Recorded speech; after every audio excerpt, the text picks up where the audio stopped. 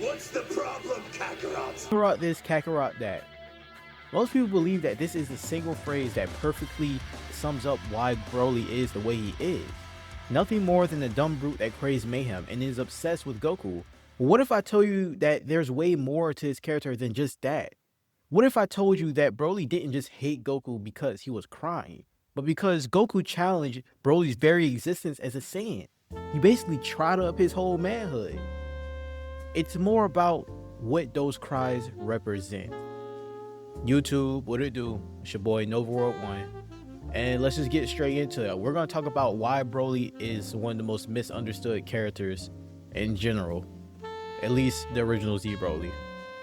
Alright, let's talk about where Broly came from. Broly was damn near killed for being a good traditional Saiyan. He was very strong at birth, and because of that, Broly had an assassination attempt on him. Now, he did not die, but this left lasting trauma on Broly. In my opinion, if King Vegeta hadn't been so focused on politics and wanting his lineage to be the strongest, I do believe that if given enough time, Broly could overthrow the king. Broly could have very well overthrown the king. I believe that Broly's lineage could have beaten Frieza early, like early as heck. Like as soon as Broly became a teenager, I believe Broly could have beaten Frieza easily. Give it like 10 years. But obviously, they did not have that much time because Frieza was planning on destroying the planet anyways.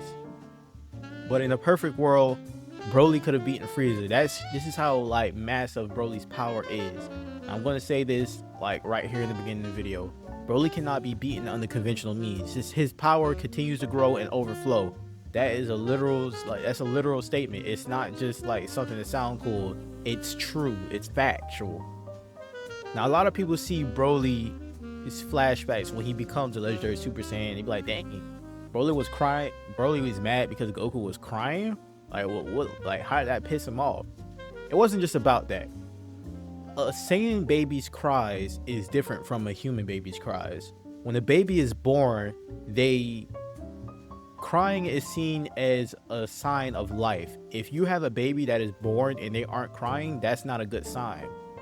In the world of Dragon Ball Z, or rather the movie verse of Dragon Ball Z, a Saiyan baby crying is a sign of willpower. If you looked at the scene, there was no other babies crying but Goku and Broly. Now, when Broly was crying, he was like, yeah, that's basically him saying like, yes, I'm the big dog, I'm dominant, I'm the most powerful baby here, nobody can hang with me. And Goku, being a weaker baby, was crying ferociously. Basically what this meant, and Broly, when he saw this, he tried to cry harder, but Goku wouldn't stop crying. This is basically Goku and Broly having that stare down, or Goku and Broly having a standoff, and Goku is not backing down. Goku's cries weren't just cries. They signified a warrior that would not quit. That's what that meant. And for Broly being a traditional Saiyan, this challenged basically his manhood, because like Broly's that all he wants to do is dominate. That's what he is. There is no rhyme or reason for Broly being the way he is. Broly is actually like an evil villain. He's an evil Saiyan because like in the most traditional sense, he is a Saiyan. Goku, Vegeta, they kind of tapered off a bit, got families, they're good guys. But Broly is a Saiyan, purebred. Now, in Dragon Ball Super, we see that there is a version of Saiyans who aren't evil. And to them, their traditional version of the Saiyan isn't like barbaric. But in this sense, Broly is just being what he is supposed to be. Now, Broly never actually forgot this person that basically pressed him. You would think he would forget it, but the reason why he did not forget it is because right after that situation, or soon after this one kid pressed him with his cries, Broly got stabbed and someone tried to kill him. So he correlated that trauma of being stabbed and being pressed with Goku. And when he comes face to face with Goku, he snaps. The control collar, it does not work anymore. Broly was a traditional Saiyan from time. He was aggressive. He was dominant. Goku, a righteous Saiyan. Goku, on top of being the one to press him like years back, Broly is a traditional Saiyan. He's aggressive. He's dominant. But Goku, not only being the person that pressed him way back when they were babies before Broly had that assassination attempt on him, Goku completely challenges this entire hierarchy by not only being the person that presses him, but Goku is a righteous Saiyan. Being more lighthearted, this completely disgusts Broly, on top of the fact that he's basically thinking like, this guy, this goody two shoes is the guy that pressed me all these years ago? Man, I hate that guy. Now I gotta get rid of him. I basically gotta get my aura back. That's basically what Broly was doing. He was trying to get his aura back. Even though he basically lost his aura, like, for years being under the mind control of his dad. And this is why Broly especially hates Goku. So, like I said, Broly's a traditional Saiyan. Goku is the opposite of that, but he still has the power to fight and the willpower to not be submissive to a Broly. So what is being a Saiyan actually about? Being a Saiyan used to be about might is right. Whoever's the strongest is in charge. King Vegeta knew this. King Vegeta knew the type of society that he lived in where might was right. So he wanted to kill Broly because Broly threatened his rule and his son's future rule. Simple as that. If most Saiyans knew Broly's potential outside of Vegeta, outside of King Vegeta, Broly would easily become the king or royalty or whatever you have. Broly would be in charge. And I do believe that Broly would not be so, because Broly is a berserker. But let's not forget, Broly is kind of intelligent. He has high fight IQ, and he isn't just like a dumb brute. I do not think that Broly would be so concerned with politics that he would have a strong child killed. In fact, I believe that he will welcome the challenge and probably knowing Broly, he probably hold annual tournaments to see who wants to challenge him to overthrow his rule. And he'll probably be winning for 30 years straight, or probably forever, indefinitely, until he dies, if he dies. And I say if he dies is because Broly is just so durable. I don't know if Broly can die, to be honest.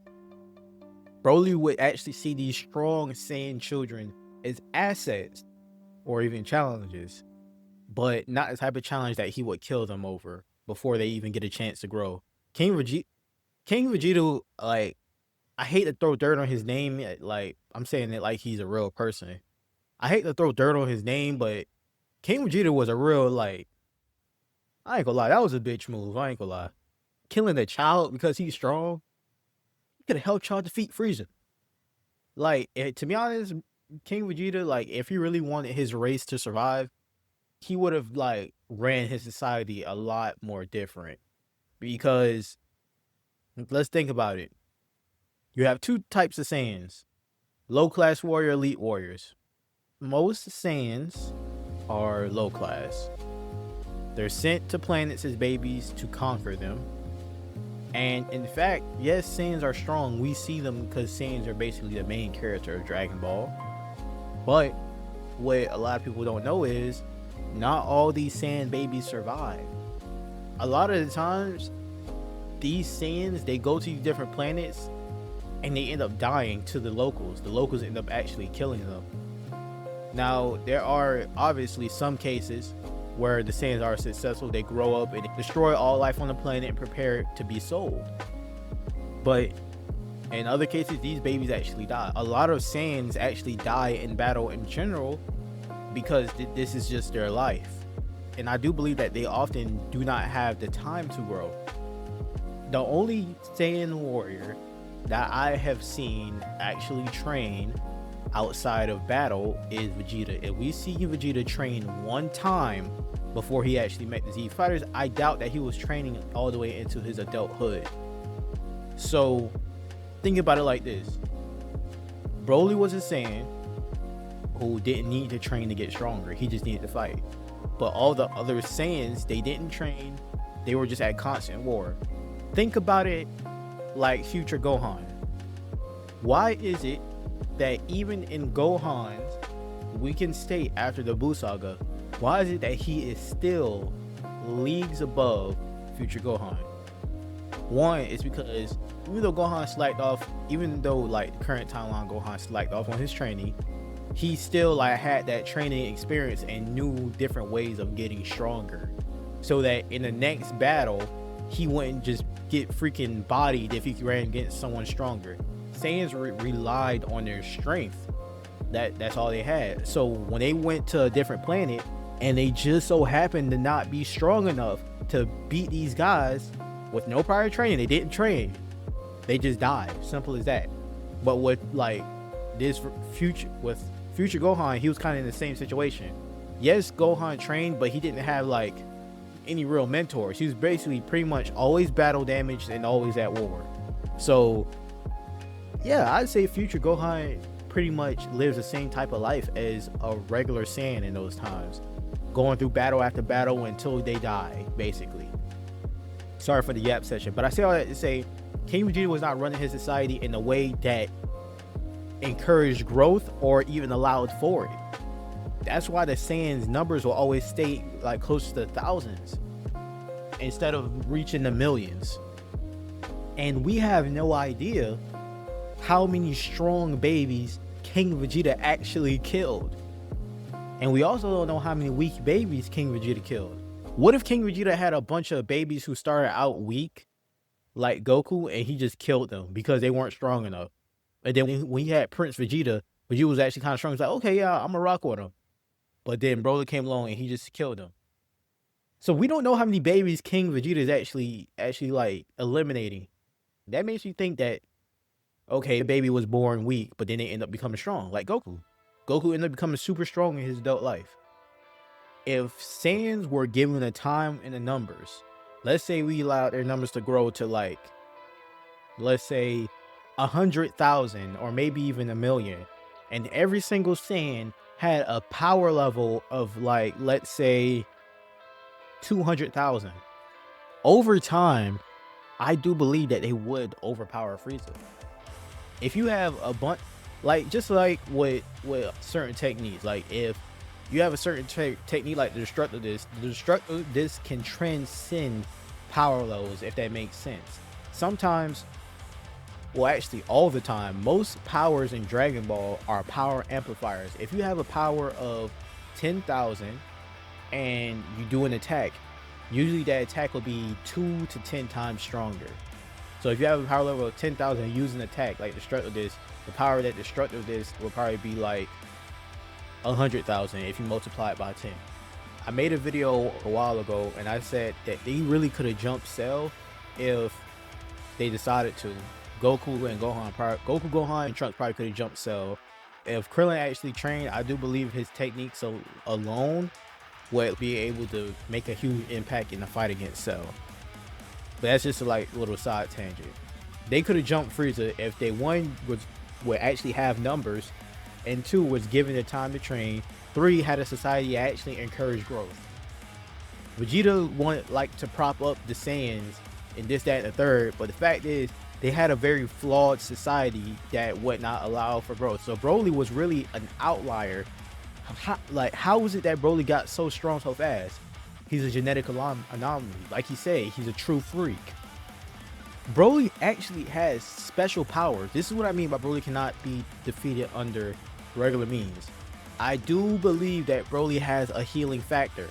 That one scene where Broly was like tweaking out against Goku and he screamed so hard and powered up so hard that his mouth ripped off and his body freaking exploded. Like we saw it happen. His body exploded, and then when all the wreckage and rubble was cleared, he was like made anew. Big, bulky, strong, power still overflowing. I do believe that his powers are so strong that it actually blew him up in that moment and he regenerated. Just like when Goku, when he got that power up from all the other Z fighters when they were fighting Broly, do you really mean to tell me that what makes you think that their combined powers into Goku will beat Broly? It doesn't make sense, and I'm gonna tell you why. If they was jumping him and they combined all their powers into Goku, that's the same amount of power going against Broly. It didn't do nothing. The reason why Broly was defeated, and this is like my theory, Broly's power is consistently building and overflowing. A lot of people think that Broly is just a dumb brute that just throws his powers around willy-nilly. I think Broly has excellent ki control. And when his focus is on the battle, Broly, like, he's unstoppable. The fact that his power was building and overflowing, and Broly, and basically what I'm trying to say is, that win was a fluke because Broly was caught off guard, and he probably lost ki control for a second. When Goku caught the punch and Broly was caught off guard, he was like, what the heck? And then that's when Broly started having the flashbacks, that PTSD.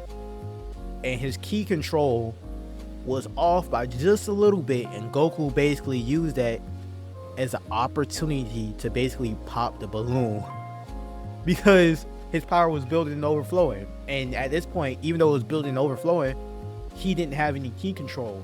What a lot of people don't understand about Dragon Ball Z is, or all of the Dragon Ball like pieces of media, is that a weaker opponent can beat a stronger opponent if the stronger opponent is not focused on the fight, or if the stronger opponent doesn't have total control over their powers. Like, I mean, think about it. I seen this one TikTok where there was like, yeah, Goku has to have so much skill to beam clash with Vegeta, because if Goku angled it just wrong, or didn't distribute the right amount of power, Goku can bury himself into the earth, exploding it. Goku's blast can veer off, completely missing Vegeta. Goku's blast can veer off and go around the planet and destroy it. Like, a whole bunch of different things can happen. And also, don't forget, the power source of Dragon Ball is comprised of courage, willpower, and a bunch of other things. If you get distracted at any point, if you get caught off guard, you could be murked. Just like when Goku, a Super Saiyan Blue, was destroyed by a ray gun. At first, when I seen that, I thought that was stupid, but then I started delving into it a little bit more. He wasn't focused. He wasn't locked in for real. But yes, this is why I believe Broly has a healing factor. He literally exploded, came back, and he was fine. This time, if you count the second movie, Broly's Second Coming, as being canon, and, well, being canon to the first Broly movie, then we can say that Broly did not actually die from that. We could say, okay, yeah, Broly probably exploded right there for the second time, but maybe he pulled a Majin Buu, ended up in the space pod, and ended up in the ice, inside the Earth Glacier or whatever, and then he came back when he heard Goten crying because it reminded him of Kakarot. All right, when Gohan fought Broly, how can I put this? Gohan had gotten stronger considerably. This is a version of Gohan from the Cell games that had never stopped training. So this man had been training for, I think, at this point, 7 years. This man was training non-stop. He did not stop. So this man Gohan was super duper strong, needless to say. And when he fought Broly, he was getting beat up. Like, he was really getting beat up. And I guarantee you, bro, there was no way that there was going to beat Broly. When Broly literally saw Goku come down from heaven, it was another one of those situations where it caught him off guard. And Broly lost focus, and they blasted Broly into oblivion, into the sun, basically. I don't remember if it was the sun. I think that was cooler that they blasted into the sun. But they basically blasted Broly into oblivion because he got caught off guard and he wasn't focused.